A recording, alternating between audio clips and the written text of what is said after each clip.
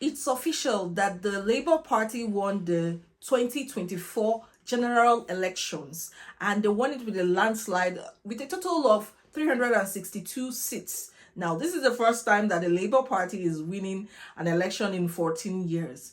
The new Prime Minister, Keir Starmer, has resumed office and he has elected his cabinet members. And to be sincere with you, I know many of us are interested in who is in charge of the Home Office. I'm talking about the Home Secretary. The new Home Secretary is Yvette Cooper. Now, since she has been in power, she has made some changes, and these changes are in line with the manifesto they had. If you've read their manifesto before they were into power, the things they promised the British public that they were going to deliver, they have started delivering it. If you're interested in some of the things that they have achieved so far, just a few days in office, and the things that they might likely execute, then watch this video till the end. Hello everybody, my name is Cynthia. I share information that will help your transition abroad to be as smooth as possible. I share information about settling, working, or studying in the UK, US, or Canada. If you're interested in any of these countries, please subscribe to this channel, hit the notification bell so that each time I drop a new video, you know it's time to watch Cynthia Academy. And without wasting time, let's get into this video. In this video, I'm going to give you a summary of the things that they have achieved in office so far and things that might likely happen. Remember that they had these different points that they wanted to achieve when it comes to immigration, because I'm concentrating on immigration. It's just one topic that most of the leaders of different parties discussed then, and the Labour Party had different agenda from what other people are after. They wanted to change some things that the Conservative Party proposed. They felt if they were in power, that's what they said at that time, that if they are in power, they're going to change this. They don't agree with this, and they are currently executing on some of it. The first thing that Keir Starmer, the Prime Minister, did as soon as he got into power was that he stopped the Rwanda bill. Remember that the Rwanda bill was one thing that was really controversial in the House of Parliament. There were arguments on whether it's relevant, whether it's so expensive, and why will you ship people, as in take people to Rwanda, people who applied for asylum and then their application was rejected or refused. They just want to send them to Rwanda, and they were going to pay them £3,000 and they will be taken care of there. They were not happy about it. The Conservative Party thought it was a deterrent. If they scrap that particular bill, it will make many people see UK as an attractive thing. However, right now, the Labour Party has scrapped it. But there's something that they promised that they were going to deliver in order to deter people from continuing with that particular path. They said they were going to launch a new border security command, and they have actually executed this. The Home Secretary, Yvette Cooper, has just launched a new border security command and hopes to strengthen this pathway and ensure that these gangs that are responsible for smuggling people into the UK would stop. Now, in this agenda, if you look at it, I'm going to put the link in the description box so that you can have access to it. But she said criminal smuggling gangs are making millions out of small boat crossing, undermining our border security and putting lives at risk. We can't carry on like this. We need to tackle the root of the problem, going after these dangerous criminals and bringing them to justice. She now said the Border Security Command will be a major step change in UK enforcement efforts to tackle organized immigration crime, drawing on substantial resources to work across Europe and beyond to disrupt trafficking networks and to coordinate with prosecutors in Europe to deliver justice.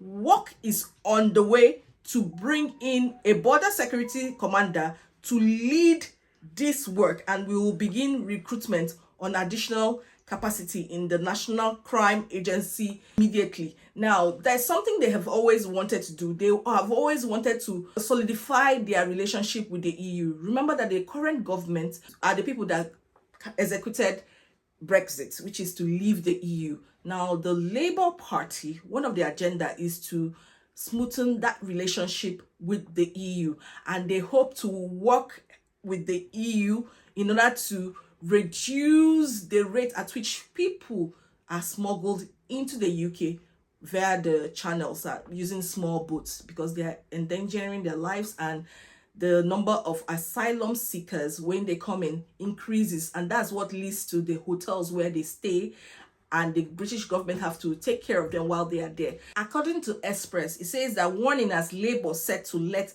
100,000 migrants apply for asylum after Rwanda acts. After they had just axed the Rwanda bill, they just want to help those migrants to stay. I'm talking about those people that are applying for asylum. Now, it says that Labour could let more than 100,000 migrants apply for asylum after scrapping Rishi Sunak's Rwanda skip. At least 90,000 migrants who were set for deportation to Rwanda will be among the 102,000 who will be processed through the asylum system. Their plan is to give people who are just crossed the border, they want to give them the opportunity to apply for asylum and then get them absorbed into the system.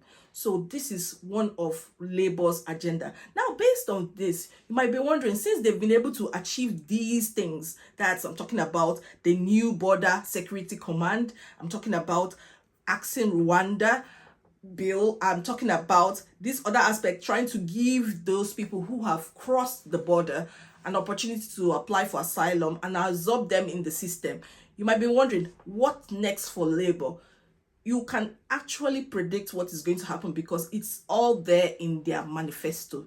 Now, in their manifesto, they also talked about the opportunity to train people who will all be able to occupy those skill shortages we have in Britain. Remember that this is Britain and there are some gaps in employment. That's why they need foreigners to occupy that job. Sometimes those jobs is as a result of the fact that people that are already in Britain do not want to occupy those jobs.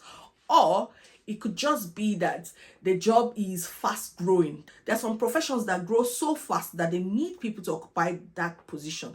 And so they have to look for foreign workers to occupy it. Now, Keir Starmer said the strategy is going to apply is to give people who are on ground training so that they can fill that skill gap. I know that it takes a while to be able to execute something like this, but let's listen out for more opportunities when it comes to, trainings for people who are already in the UK to be able to settle. He also talked about building millions of homes. So I feel that the construction industry is going to boom during this period, because when such projects are executed, they will need laborers, they will need architects, they will need different people who handle this particular sector. So look out for opportunities like this.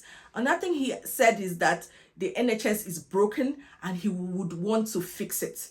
And he wants people to be able to work evenings, and it means they might need to recruit more people that will be able to execute that. He wants to reduce the long waiting list for surgery in the NHS. So it means more hands are going to be on decks, and I feel they will need to recruit more people to execute that, because a lot of people are on the waiting list and it's not funny at all. Other plans that the Labour government have is to disallow companies from sponsoring workers if they lack sufficient workforce training.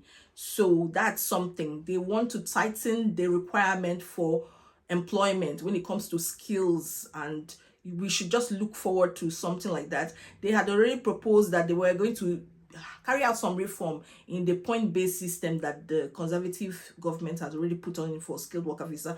We are going to wait for opportunities like this, if there's going to be any change and what those changes will be. They also said they were going to remove occupations from the immigration salary list if sectors fail to engage with workforce plans. I'm going to put the link to this in the description box if you're interested to read and digest what their plans are. Another thing is to increase penalties for employers violating minimum wage and other employment laws. They also said strengthen the Migration Advisory Committee, it's MAC, and link it with UK-wide skills bodies. So we should expect these changes. Also, it says Labour also plan to investigate the impact of Conservatives' increases to salary thresholds for the skilled worker route and the prohibition on care worker bringing dependents. So they hope to carry out an investigation to look into that particular sector. They also said that Labour would establish a body to enforce employment rights and investigate migrant worker exploitation in the social care sector. We are all aware that the social care sector has been abused, and I'm talking about some care workers are going through a lot, and Labour is going to look into that and look for ways to reduce or eliminate that abuse that care workers are experiencing. It's a real struggle. We don't talk enough about this. They are going to expand the youth mobility scheme. Many of us don't talk about the youth mobility scheme, but they're saying they're going to expand it. Maybe they're going to include other people in that visa category. So something you have to listen out for. Once they make changes with respect to this, I will announce it on this channel. But I've already shared creative worker opportunities and then seasonal workers. They said they were going to stop any abuse in that sector. I've already shared the step-by-step process if you want to apply for these visa. I'm going to put the link here so that you can go check it out. So this is published in the Economic Times. I'm going to put the link in the description box so that you can look at it and read what Labour hopes to achieve. And I hope you have benefited from this session and you have been enlightened on some of the things that are likely to happen in the future if they follow their manifesto. I know that sometimes a party might propose that they want to do something and maybe don't do it. They pull back. But let's just see how things progress. I'll keep you updated. I'll see you in my next video. Bye-bye.